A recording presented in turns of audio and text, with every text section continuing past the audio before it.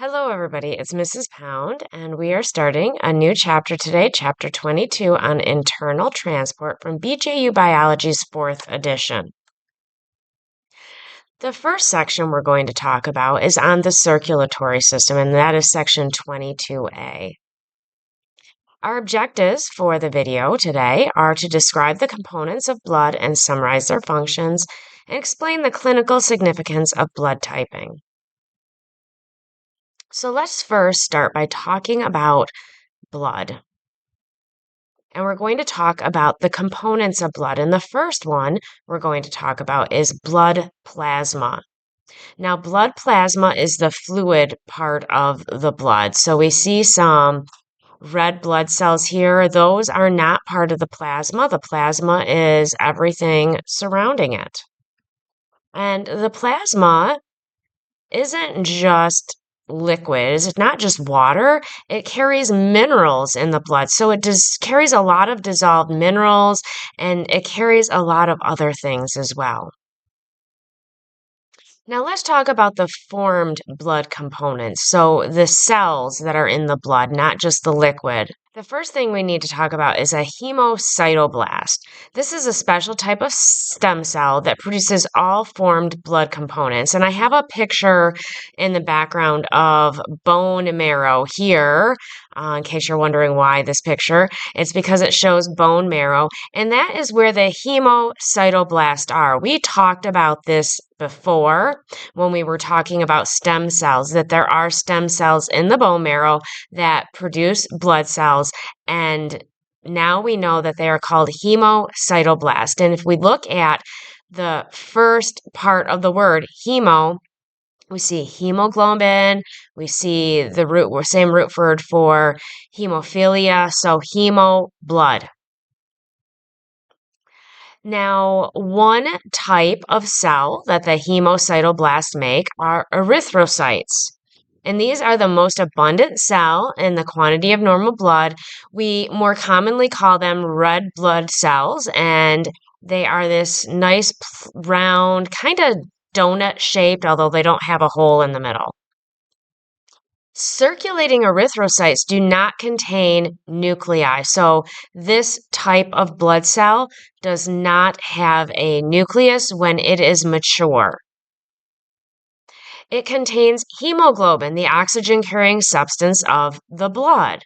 So this is what carries oxygen around. Now, you may have anemia, and anemia means that there is not enough hemoglobin in the blood for various reasons. Perhaps you don't have enough iron in your diet. Perhaps you have some kind of disease causing that. Maybe somebody going through like chemotherapy would have anemia. And so that's what that means is anemia means that there is not enough iron, and iron is a component of hemoglobin. There are also leukocytes that are made by the hemocytoblast. Leukocytes are also known as white blood cells.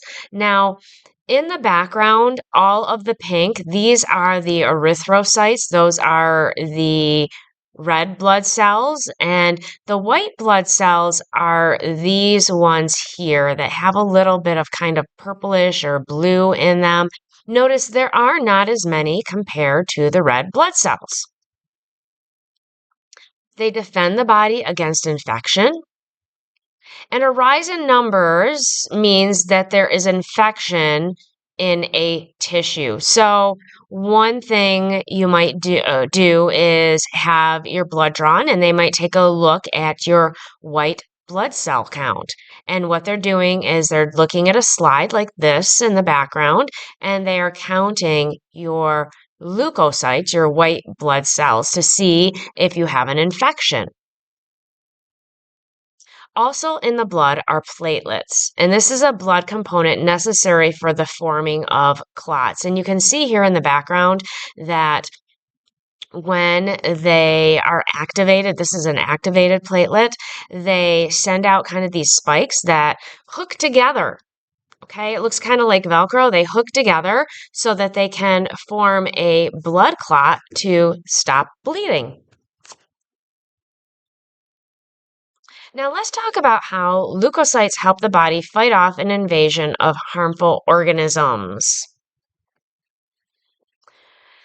First, the injured cells release chemicals that cause leukocytes to move out of the blood vessels to engulf and digest or to kill the harmful invaders.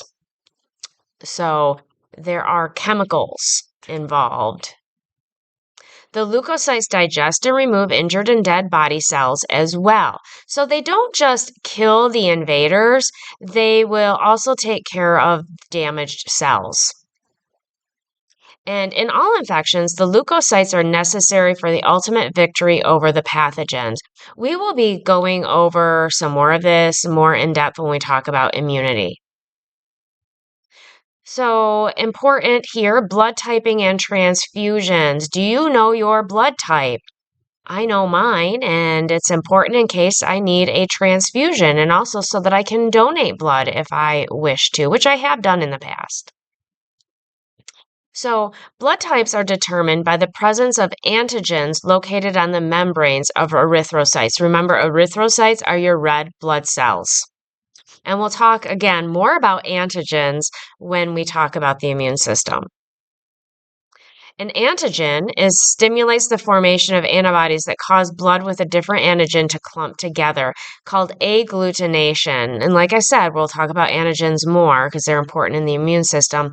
But if we look at the word agglutination, we see GLU, glue, okay? Basically, agglutination is when the cells become like glued together.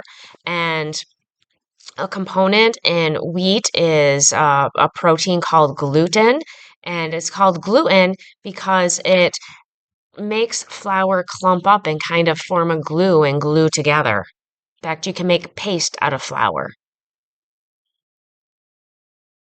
So let's take a look at the chart here. And on this chart, I have the 4 blood types you can see in the left-hand column, A, B, AB, and O. Those are the 4 types of blood you can have. Now, I said earlier that these blood types are associated with an antigen on the erythrocytes. And those antigens are A, B, actually just A and B. So blood type A has antigen A, blood type B has antigen B, AB has both A and B, and O has none of the antigens.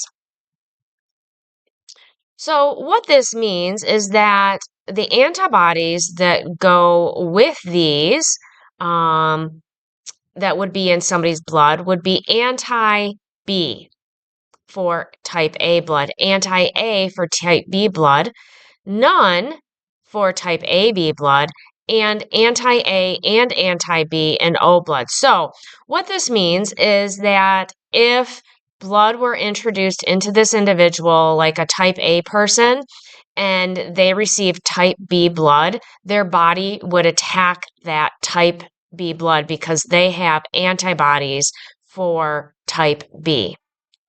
For type B blood, they have anti-A, so they would attack any type A blood that was introduced into their body. AB, none, because they have both antigens. And type O blood would have anti-A and B, so they cannot receive from a type A, a type B, or a type AB person. So, who can they donate to? Type A blood can be donated to a type A individual or AB. Type B can donate to type B or type AB.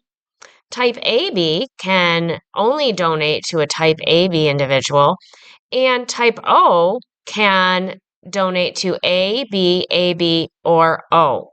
So that is why type O blood is called the universal donor.